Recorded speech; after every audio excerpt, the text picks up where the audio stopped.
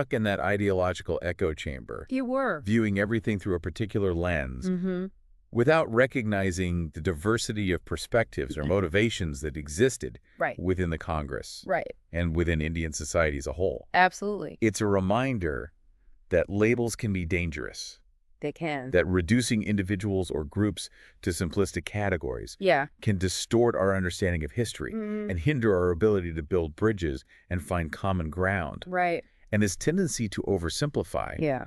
extended to their analysis of social classes and political behavior. Absolutely. They relied on a rather rigid understanding of class struggle, failing to grasp the nuances of caste, religion, regional identities.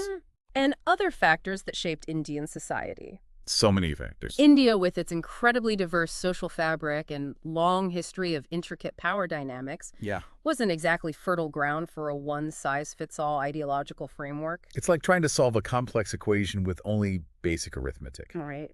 You need a more sophisticated set of tools You do. to grasp those subtle variables and interconnections. Absolutely. Now, I know we've been talking a lot about these limitations, Yeah. but I want to circle back to the point you made earlier Okay. about the left's tendency to criticize without offering viable alternatives. Sure. Can you elaborate on that a bit? They were often quick to criticize the Congress Oh, for yes. engaging in negotiations and constitutional work, Okay. seeing it as a compromise with imperialism. But they rarely offered concrete alternatives or acknowledged the strategic value of these approaches. No. Remember, we're talking about a period of immense pressure, Right. both internal and external. The Congress was trying to navigate a delicate path, balancing the demands for immediate independence Right. with the need to avoid a chaotic and potentially disastrous transition of power. It's like being on a ship in a storm. Right. You might criticize the captain for not steering directly into the waves. Yeah. But you need to offer a better course. You do. One that takes into account the wind, the currents, Yeah. and the structural integrity of the ship itself. Exactly. And this brings us to another point of contention. Okay. Their emphasis on armed struggle as the primary means of achieving their goals. Okay. While there's no denying the role of armed resistance in certain historical contexts, their insistence on this approach often overshadowed the need for broader mass involvement, mobilization, and ideological persuasion. So they were putting all their eggs in one basket, so to speak. In a way, they were.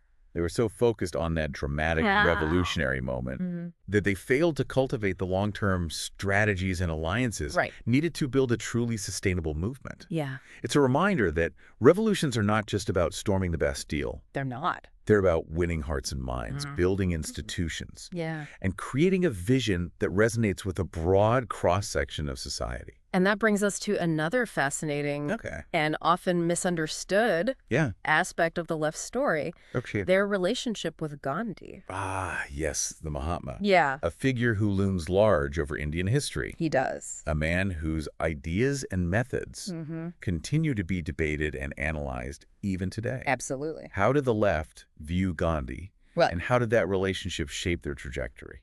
To put it mildly, their relationship was complex and fraught with tension. Right. They often perceived his efforts to guide the national movement as restrictions on their own revolutionary agenda.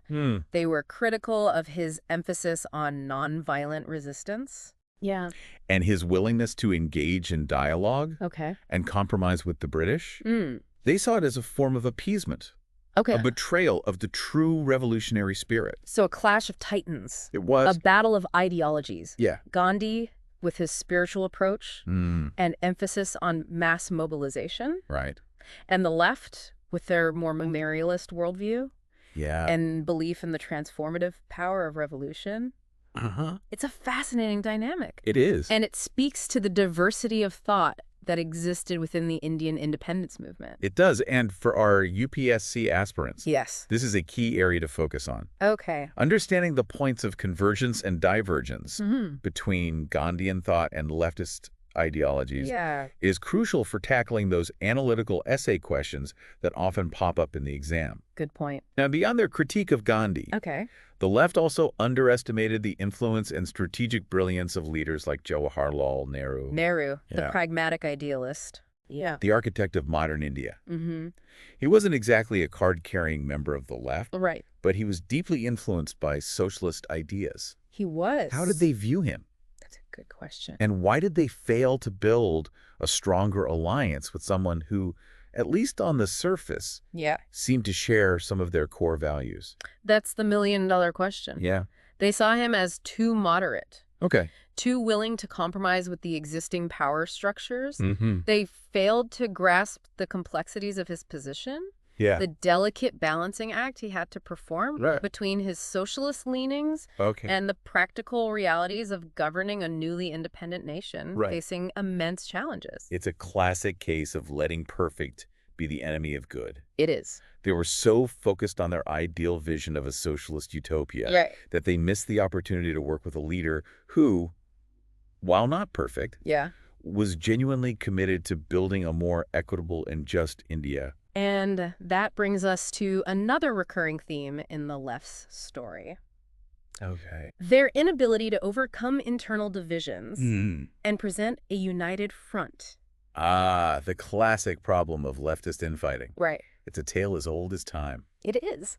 Why were they unable to put aside their differences and work together more effectively? Yeah. I mean, it seems like they had so much in common. Yeah. So much to gain from collaboration. You'd think so, wouldn't you? Yeah. But attempts to forge a united front were frequently derailed by doctrinal dispute. Okay. Disagreements over strategy. Yeah. And, let's be honest, personality clashes among their leaders. There were those historical rifts between figures like Nehru and Bose, tensions between those who favored a more orthodox Marxist-Leninist approach and those who advocated for a more homegrown version of socialism, and ongoing debates about the best path to achieve their shared goals. That's like that old saying. That's it. United we stand, divided we fall. And in the case of the left in India, those divisions, those internal squabbles, often undermine their ability to achieve their full potential. Absolutely. It's a cautionary tale for any political movement. It is. A reminder that unity is not just a lofty ideal. No. It's a strategic imperative. Exactly. Their inability to forge a cohesive and disciplined force ultimately limited their impact on the national stage. They had the ideas, the passion, the commitment to social justice, but they often lacked the unity and strategic acumen to translate those aspirations into lasting political power. It's a complex and bittersweet legacy. It is. They achieved significant victories, but they also stumbled, faltered, and ultimately failed to fully realize their ambitions. Their story is a reminder that even the most well-intentioned movements can be hampered by internal divisions, strategic missteps, and an inability to adapt to the ever-shifting currents of political reality. It's a story full of valuable lessons for anyone interested in understanding the challenges of building a successful political movement, whether in India or elsewhere. And it raises some important questions about the future of the left in India. And the role it might play in addressing the challenges facing the nation in the 21st century. And that, my friends, is where we'll pick up in the final part of our deep dive. Stay tuned to explore the lasting legacy of the left in India. We'll be back. Welcome back. We are back. For the final part of our deep dive into leftist politics in India. I feel like we've covered so much ground already. We have. We've traced the rise of these ideologies, delved into the diverse tapestry of parties, explored their triumphs and their struggles, their moments of brilliance, and their, let's be honest, head-scratching missteps. Right. History is rarely a simple or straightforward narrative.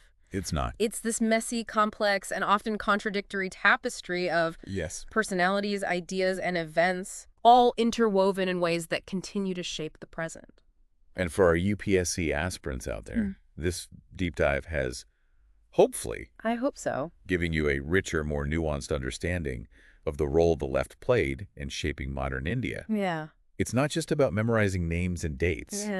It's about grasping those deeper connections, those subtle influences that often go unnoticed in those standard textbooks. Exactly. It's about understanding how these ideological currents flowed through the Indian independence movement, shaping the political landscape that emerged after 1947. And that's what we'll be exploring in this final act of our deep dive, the lasting legacy of the left in India. What remains of those dreams of revolution, of a more equitable society. It's a big question. How do those echoes of the past resonate in the India we see today? Well, their legacy is complex and multifaceted, much like the movement itself. Okay. Despite their limitations. Yeah. Their impact on Indian society is undeniable. I mean, they were at the forefront of those early struggles for labor rights. Okay. Pushing for better working conditions, fair wages, Yeah. and the recognition of unions. Okay. Their efforts helped to create a framework for worker protections that, while far from perfect, laid the groundwork for future progress. So those early battles, those strikes and protests, they weren't in vain. They weren't. They helped to shift that balance of power, even if just a little. Right. And to create a space for the voices of workers to be heard. Absolutely. It's a reminder that progress is often incremental, a slow and steady climb, rather than a sudden leap forward. Exactly. And it's not just about labor rights. Yeah. They played a crucial role in championing the rights of peasants and landless laborers, pushing for land reforms that aim to redistribute land ownership and create a more equitable agricultural system. Yeah. Now, the success of these reforms varied widely across different regions, but the very fact that land redistribution became a key policy agenda in post-independence India speaks to the influence of leftist ideologies.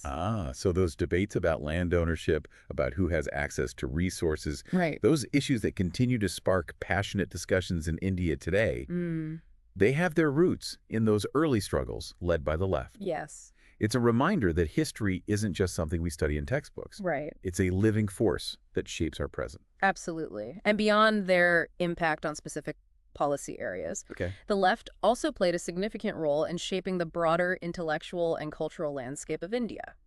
So they were shaking things up, not just in the political arena, but in the realm of ideas and culture as well. It's like they were injecting a healthy dose of skepticism and intellectual ferment into the veins of Indian society. I like that. Now, I know we talked a lot about their concrete achievements, but what about their influence on the broader political discourse? How have they shaped the way we think about issues like social justice, economic inequality, and the role of the state? Well, their ideas, even when not fully realized, helped to expand the boundaries of what was considered politically acceptable. They brought issues like poverty exploitation and social justice to the forefront of the national conversation. They challenged the notion that economic growth alone was sufficient. And argued that true progress required a commitment to social welfare, redistribution of wealth, and the empowerment of the marginalized. So they were like that persistent voice in the back of the room, reminding everyone that development isn't just about building shiny new infrastructure. It's about creating a society where everyone has the opportunity to live a dignified life. Exactly. They might have always won the argument. No. But they certainly helped to shift the terms of the debate. Absolutely. And that, I think, is one of their most enduring legacies. They helped to create a space for dissent, for challenging the status quo, for imagining a different kind of India one that prioritizes the well-being of all its citizens, not just the privileged few. It's a legacy that continues to inspire and provoke. It does. Even if the movement itself has fragmented and lost much of its political clout. And that, I think, raises a crucial question, one that's particularly relevant for our UPSC aspirants. What is the future of the left in India? Can they reclaim their relevance in a rapidly changing world? Facing new challenges and new forms of inequality? That's the million-dollar question, isn't it? It is. The left in India, much like leftist movements around the world, is at a crossroads. They need to grapple with the changing nature of work, the rise of identity politics, the challenges posed by globalization and technological disruption, and the urgent need for solutions that address the climate crisis. So they need to adapt, They do. evolve, and find new ways to connect with a generation, facing a different set of challenges. It's not enough to simply repeat the slogans of the past. No. They need to offer a vision of the future that resonates with the aspirations and anxieties of the present. Absolutely. They need to rediscover that spirit of innovation, that willingness to challenge conventional wisdom and to experiment with new ideas. They need to build bridges with other social movements, with those fighting for gender equality, environmental justice, and the rights of marginalized communities. So it's about moving beyond those ideological silos. It is.